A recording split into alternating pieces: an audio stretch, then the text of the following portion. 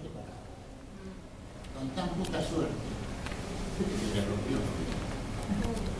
Y en vez de tener una sida, una sífilis, una verorragia, se murió desangrado.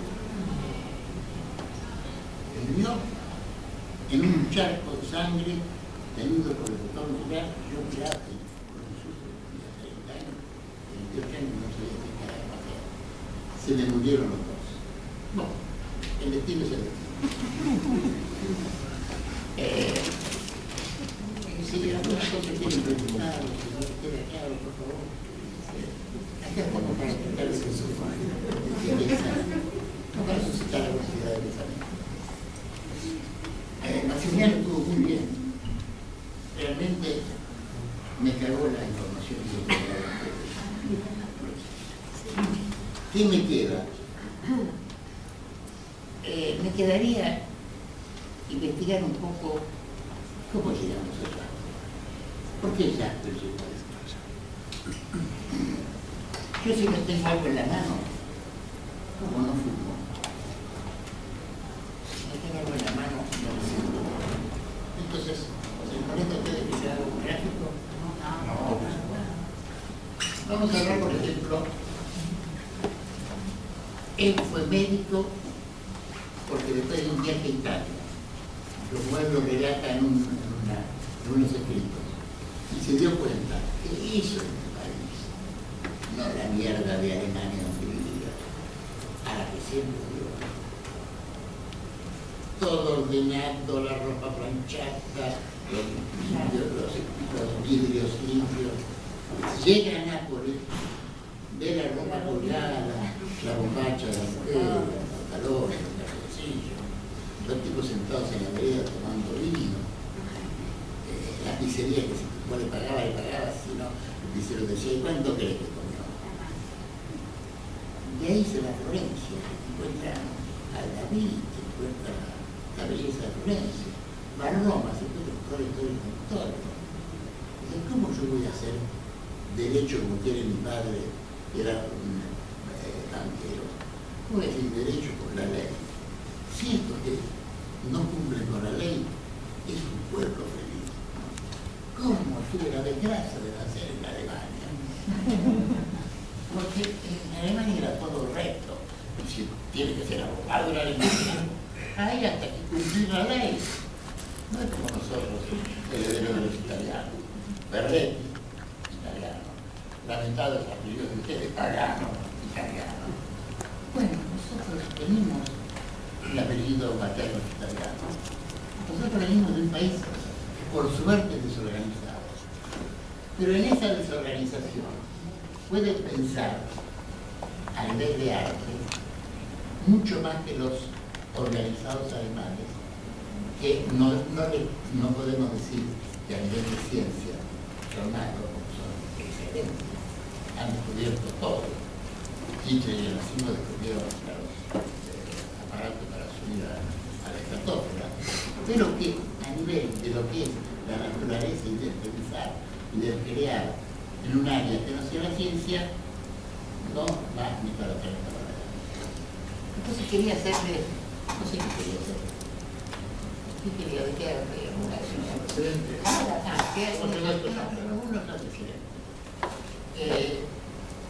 Este ya lo tenía escondido, pero este libro se llama Psicopatología.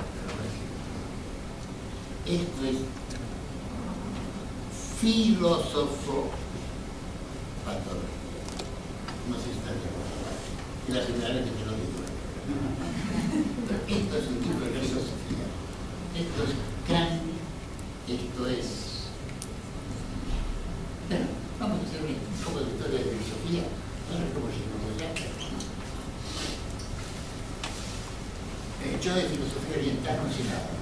Si alguno de ustedes quiere hablar de filosofía oriental, porque yo no sé nada. Pero de filosofía occidental un poco sé. Para mí el primer filósofo, de arriba para abajo solamente se hacen cosas. Así que vamos a ir de abajo para arriba, en 40. ¿Conocen empezar a buscar cómo se hace de arriba para abajo? Sí. La dictadura que manda. Pero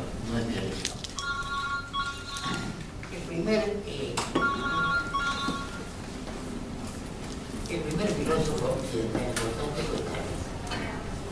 Tales de Griego. ¿Se acuerdan de Tales de Griego?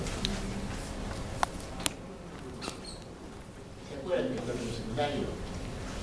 Después de haber tenido filosofía en la universidad. Ahora, Mileto era un hombre que pensaba un poco. Para ser filósofo de que ser geómetra, están muy unidos a la universidad y la filosofía, el pensar, el crear. Para el Mileto hace un famoso teorema. ¿Se acuerdan ustedes del teorema de Mileto? ¿Alguno se anima a acordarse cuál era el teorema de Mileto? Ninguno se acuerda. Ninguno se acuerda. Ahora pasamos a Pitágoras. Yo les explico el otro argumento. Si dos paralelas son cortadas por una transversal, las relaciones entre los ángulos que se forman es una relación muy característica que se da siempre igual. Después hablaron ustedes de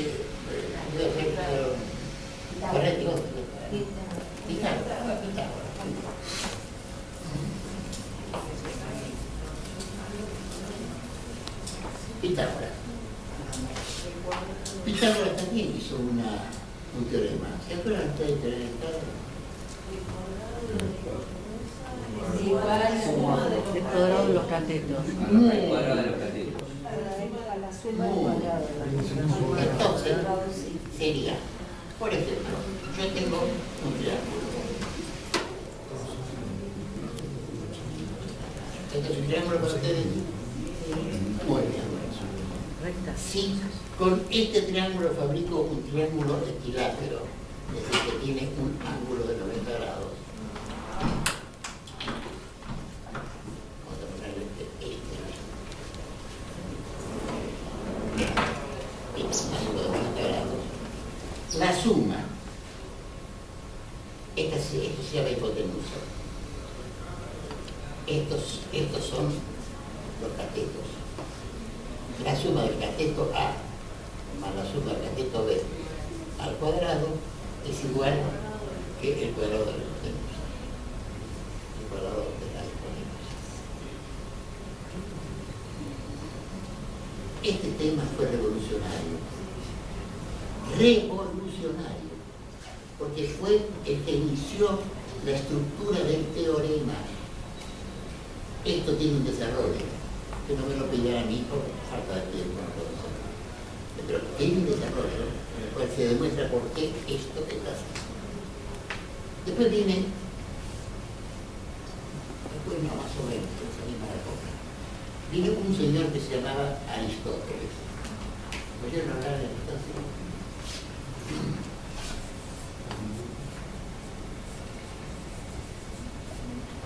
Aristóteles era un hombre múltiple. Era médico, filósofo, homosexual,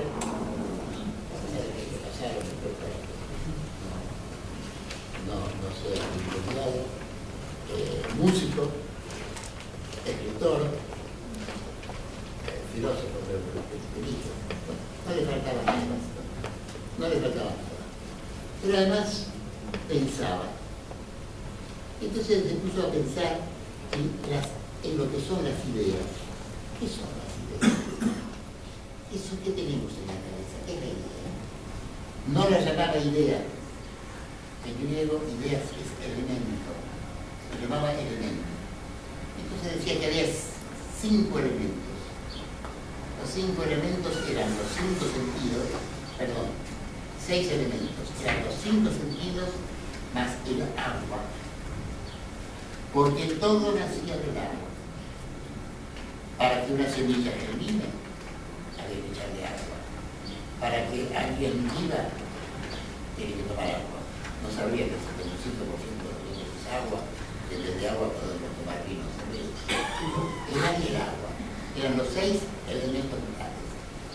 Y se empezó a trabajar con esta situación de ¿Qué relación podría tener un elemento con otro? Sí, Orfo, sí. ¿Qué relación podría tener un elemento con otro? ¿Y qué creó Aristóteles para pensar y ordenar todo? O sea, creó una cosa que se llama la lógica, con también un distintivo muy importante para el de Mileto, el teorema de la paralela, y en la lógica aristotélica se cumple qué situación. A es igual a B. Muy bien. Identidad. Si A es igual a C, es Sí, sí, igual a C es igual a A.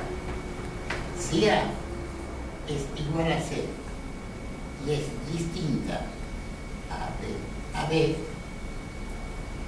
aparece algo que es fundamental en el pensamiento. El fundamental es la contradicción.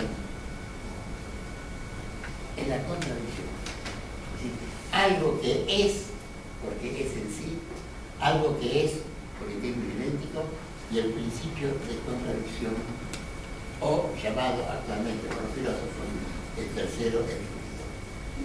Esta boludez del tercero excluido es uno de los fundamentos básicos de la filosofía. Y acá, si quieren, seguimos pasando por filósofos. Podemos pasar a la Edad Media, a Boecio, año 400, Constantino era el emperador. Y se animó a decirle a Constantino: vos que sos nada más que un emperador. Hay Dios. Y encima de Dios todavía está nuestro cerebro que nos permite pensar. Ah, ¿querés pensar? Dijo Constantino. Lo metió 10 años en un pozo de 10 metros de profundidad. Y Boecio, ¿qué hizo ahí? Se dedicó a escribir solo. El solo es un librito de 30 páginas, que se lo recomiendo. Boecio.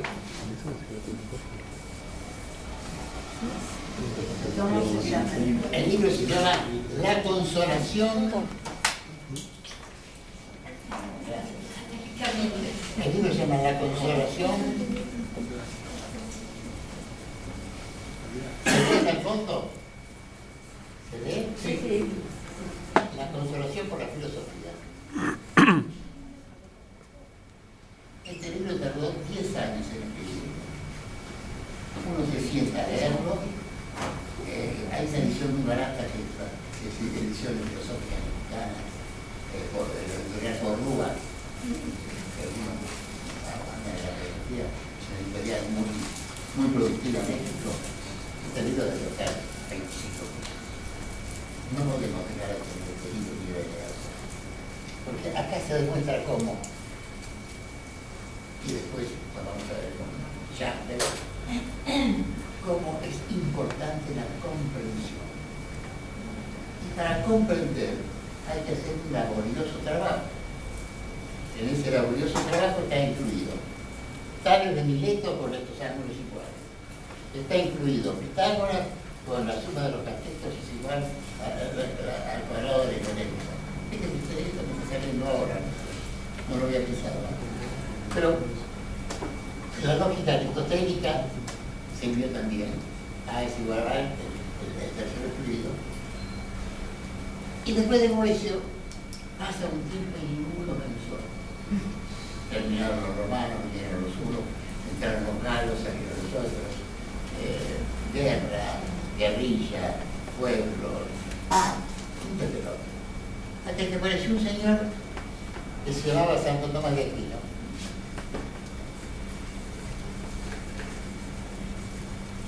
Vos sabrás mejor que yo la fecha. Siglo XIII, Santo Tomás de Aquino, siglo XIII. Santo Tomás de Aquino es el primer filósofo en su suma teológica que habla sobre la conciencia.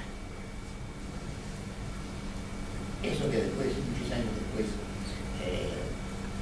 habló Freud, habló Dilthey, tenemos nombrado por ahí, habló Dilthey de la conciencia, habla de la conciencia, es decir, habla del yo. Fíjense cuántos años tuvieron que pasar para que se pudiesen encontrar con el yo. Del yo habla Santo Tomás, le roba la idea un judío que huyó de España a la familia a Portugal, y de Portugal huyó a Holanda, que se llamaba Baruch Spinoza.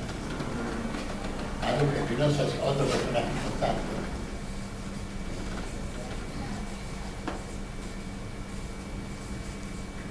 Hay una hermosa poesía de Borges que se llama El eterno puridor de cristales. A la poesía de Borges llama El eterno puridor de cristales. Este hombre lo único que hacía, que sabía hacer en Holanda, era pulir cristales para hacer anteojos. Pero los anteojos son del año 1500. Antes no había anteojos. Había vidrio con los cuales se probaba. El eterno pulidor de cristales. Y puliendo cristal, puliendo cristal, pudo entender lo que es la comprensión. Y en las cosas que pasaban cuando quería comprender, se topaba que los judíos no lo entendían. Lo echaron de la sinagoga. Se va a la iglesia. Los cristianos no lo comprendían. Lo echan de la iglesia. Se hace ateo. Entonces, si hace ateo, ¿cómo va a justificar la no existencia de Dios? ¿Cómo justificar la no existencia de Dios? Dios existe, a pesar que no existe, porque creó a los hombres. Si Dios no nos hubiera creado a nosotros, ¿no hubiera existido Dios? Dios es un servidor nuestro que apareció como un ser, como un verbo, esa sería la palabra exacta, apareció como un verbo y creó a la humanidad para que nosotros podamos adorarlo, podamos tenerlo en cuenta. Seamos judíos, seamos católicos, seamos musulmanes, hablando de tres expresiones importantes, o cualquiera de las religiones que parece bien. Bueno, Baruch Spinoza, no sé a qué decía Baruch Spinoza. Le robó la idea a Santo Tomás. Le robó la conciencia. Le robó la conciencia. Ahí está. Muy bien. Después de Baruch Spinoza vinieron algunos pensadores importantes. Vino Kant, vino Nietzsche. Y acá hubo una cosa muy interesante con Nietzsche. Nietzsche cambió la estructura de la literatura. Antes de Nietzsche, todos los escritores, Don Quijote de la Mancha, el mismo Shakespeare, eran situaciones descriptivas. No había un estudio existencial de lo que le pasaba a su vida. La existencia de Nietzsche permitió la aparición de Hegel, de Dostoyevsky.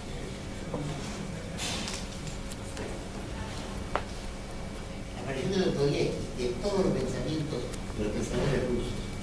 La aparición en música de la ópera, no solo es descriptivo, sino que transmite una situación emocional distinta a la descripción. Esto se lo debe a un señor que se llamaba Nietzsche, que murió enloquecido hablando con los caballos. Porque eso parece una esquizofrenia. Año 6000, además fue interpretado por su hermano. Todo esto, si lo sumamos de a poquito, como si fuesen electrones, no sé si se llaman electrones o protones, en una célula, en un átomo, todas estas cosas de alguna manera las chupó el tío Jan. Mi hijo dice que es mi tío Jan. Eso no era un tío Jan. La chupó el tío Jan. La chupó, ayudado por Distel, porque se llama el tío, ayudado por Hegel, ayudado por Husserl, ayudado por circunstancias. Y entonces empezó a pensar, ¿puedo dar vuelta a la hoja? Sí.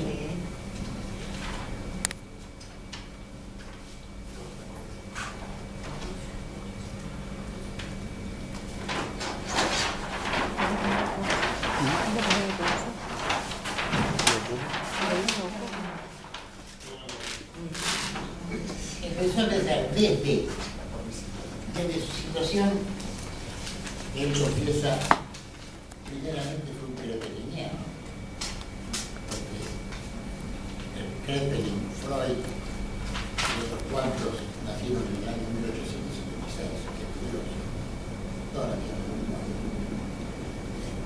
Jacques nació en el año 1889,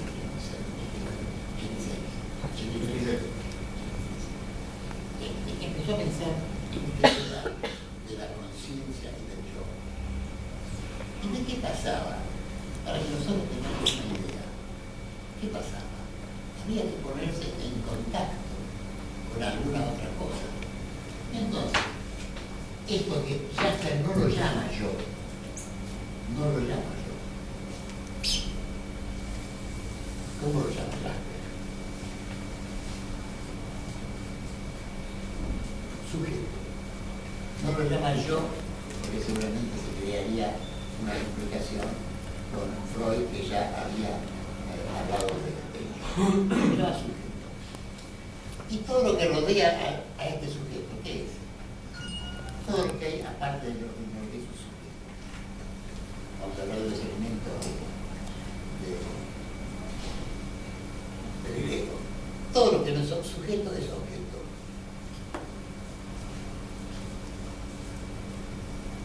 Vos. Todos ustedes para mí son objetos. Todos. Tan valiosos como la silla, como el marcador, el hijo, aparece el hijo. El resto es un objeto, el agua es un objeto. Y empezó a pensar que, junto con lo que estaba pensando en el año 400, Boesio, el mismo tipo de estructura de pensamiento, empezó a pensar qué relación existe entre el objeto y el sujeto. ¿Qué relación existe? ¿Cuál es la verdadera relación? Yo podría decir. Empezó a pensar sobre el vínculo. Empezó a pensar sobre el vínculo. Empezó a hablar un poco más adelante. Empezó a decir, vos sos un objeto. Empezó a pensar, blanco, lindo, buen pelo, buena nota, blanco, con un anotador que hace mucha nota, con una linda pulsera de plata, botines de la musa, parece. Sí. Empezó a pensar en esas cosas. Entonces, esto de pensar se cuestionó. Jasper se cuestionó esto de pensar, de escribir una silla, de escribir un objeto. Y ahí apareció algo muy interesante. La verdadera manera de pensar es el fin. Si yo establezco una relación sujeto-objeto, ¿qué me pasa a mí? El objeto me empieza a modificar al sujeto. Esto tendría algo que ver, por ejemplo, Jasper no lo dice, a pesar de que lo cita 37 veces a Freud, y ninguno se lo dice. Esto sería lo que Freud llama el hecho traumático. Porque hay un objeto en el cual entra el consciente, pasa el inconsciente, pero el consciente no se puede elaborar, queda en el inconsciente reprimido, se devuelve como música. Esa es una estructura, ese es un vínculo necesario. Muy bien. Entonces, esta situación de ser sujeto, yo, vamos a llaman términos psicoanalíticos, a pasar este yo, a intervenir con el objeto y establecer una relación con el objeto. Si el objeto es una planta, un árbol o una silla, bueno, puedo tocarlo, olerlo, sentarme. Pero si el objeto es una persona, ese objeto me trae muchas más cosas. Ese objeto me trae información interna de lo que es él, de lo que es el objeto. El objeto me devuelve a mí, no solamente la situación objetal, sino una relación que, como bien dijo la doctora, es la relación del vínculo. Esto, que no sé cómo se le ocurrió a la doctora, de haber leído. ¿No son doctora ya?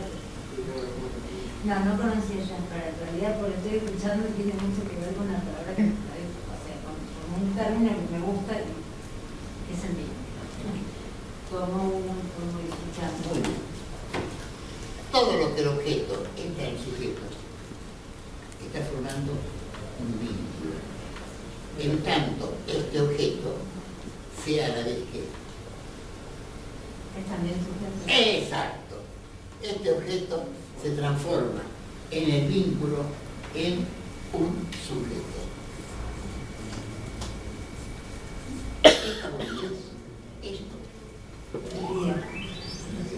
Esta situación, con todas las patologías que puede tener, lo que entra del objeto, si este objeto sujeto es un alienado, o si este objeto sujeto es un objeto sujeto del amor, si es objeto del deseo, si es objeto del odio, si es objeto de la competencia o de la envidia, eso sumado es la que, ¿cómo se llama ese libro? La psicopatología.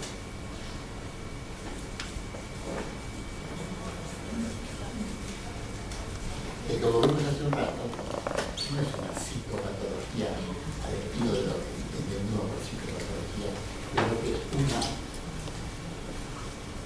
filosofopatología.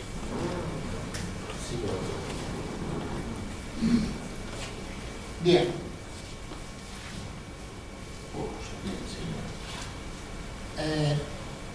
Podemos corregir. ¿Hay alguna pregunta, alguna cosa que no ha quedado clara, alguna cosa que puedo reinformarle?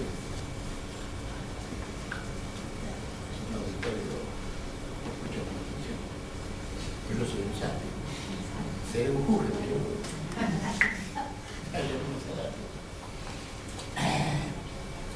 Todas estas cosas me han llamado mucho la atención porque lo he leído mucho ya. Porque yo sentía que había otra cosa cuando yo leía Jasper. Y entendí algo que me llamó mucho la atención. Porque cuando yo lo leía a Jasper, totalmente